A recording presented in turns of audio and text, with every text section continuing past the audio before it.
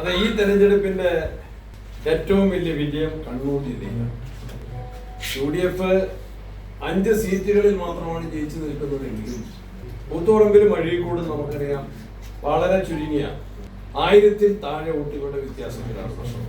എന്നാൽ ഈ തെരഞ്ഞെടുപ്പിലെ യഥാർത്ഥ വിധിയെഴുത്തിന്റെ വലിപ്പം മനസ്സിലാക്കേണ്ടത് അത് പയ്യന്നൂരിലാണ്.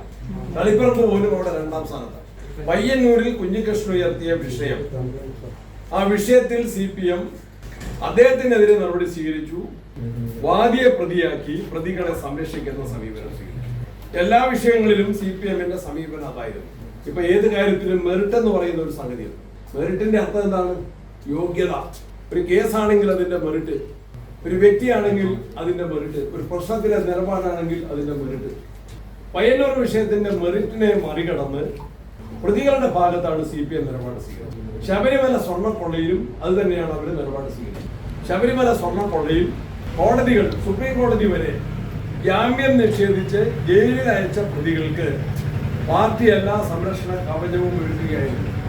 പത്മകുമാറും വാസുവും ജയിലിൽ കിടന്നപ്പോൾ ഏതാണ് കേസിന്റെ ഗൗരവം എന്താണ്? അവരെ ഏൽപ്പിച്ചു? ഉത്തരവാദിത്വത്തിൽ സംരക്ഷിക്കാൻ ഏൽപ്പിച്ച സ്ഥലത്ത് നിന്ന് അത് മോഷ്ടിച്ച കേസിലെ പ്രതികളായവരെ പാർട്ടി തലത്തിലും ഗവൺമെന്റ് തലത്തിലും സംരക്ഷിക്കുകയാണ്. അവരെ കോടതിയിൽ നിന്ന് ജാമ്യം നിഷേധിക്കപ്പെട്ട പ്രതികൾ ജാമ്യത്തിലിറങ്ങിയത് ഗവൺമെന്റിന്റെ മനഃപൂർവമായ സഹായ പദ്ധതിയുടെ ഭാഗമായിട്ടാണ്. കുറ്റപത്രം, താൽക്കാലിക കുറ്റപത്രം പോലും നൽകിയില്ല. അതുകൊണ്ടാണ് പ്രതികൾക്ക് സാങ്കേതികമായി ജാമ്യം കിട്ടിയത്. അപ്പോൾ ഒരു വശത്ത് കളവ് കേസിലെ പ്രതികളെ സംരക്ഷിക്കുന്നു, മറുവശത്ത് കളവും അങ്ങനെയുള്ള പണാപഹരണവും ചൂണ്ടിക്കാട്ടുന്ന യഥാർത്ഥ മാർക്സിസ്റ്റുകാരെ ദൂഷിക്കുന്ന നിലപാടാണ് സ്വീകരിച്ചത്. അതിനെതിരെ കുഞ്ഞികൃഷ്ണൻ ആ കൗണ്ടിംഗ് സ്റ്റേഷനിലേക്ക് പോകുമ്പോൾ തന്നെ അദ്ദേഹത്തെ അറിയില്ല.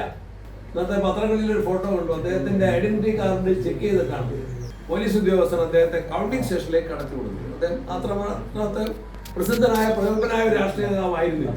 പക്ഷെ തിരിച്ചദ്ദേഹം വരുമ്പോൾ MLA ആയിട്ടാണ്. അതിന് ഞാൻ പയ്യന്നൂരിലെ വോട്ടർമാർക്ക് അദ്ദേഹം നന്ദി പറഞ്ഞിട്ടുണ്ടെങ്കിൽ പോലും ഞാൻ കേരള പ്രദേശ് കോൺഗ്രസ് കമ്മിറ്റിക്ക് വേണ്ടി പയ്യന്നൂരിലെയും തളിപ്പറമ്പിലെയും വോട്ടർമാർക്ക്, എന്നെ വിജയിപ്പിച്ച പേരാവൂരിലെ വോട്ടർമാർക്ക് നന്ദി പറയുന്നതിനേക്കാൾ മുൻകൂട്ടി തന്നെ പയ്യന്നൂരിലെയും തളിപ്പറമ്പിലെയും വോട്ടർമാർ കണ്ണൂർ ജില്ലയിൽ CPM-ന്റെ അക്രമ ഏകാധിപത്യ അഹങ്കാര രാഷ്ട്രീയത്തിന് ഏറ്റവും വലിയ തിരിച്ചടിയാണ്. പയ്യന്നൂരിൽ നിന്ന് CPM അണികളും അനുഭാവികളും അങ്ങനെ പ്രതികരിച്ചുവെങ്കിൽ ആ പ്രതികരണം ഇവിടെ അവസാനിക്കുന്നില്ല. അതിന് ഇന്നലെ ഞാൻ തിരുവനന്തപുരത്ത് നിന്ന് APC ഓഫീസിൽ മാധ്യമങ്ങളോട് പറഞ്ഞിരുന്നു. കണ്ണൂരിലാകുമ്പോൾ നിങ്ങൾക്ക് കുറച്ചും കൂടി അറിയാം, അതിന് തുടർ ചലനങ്ങൾ ഉണ്ടാകും.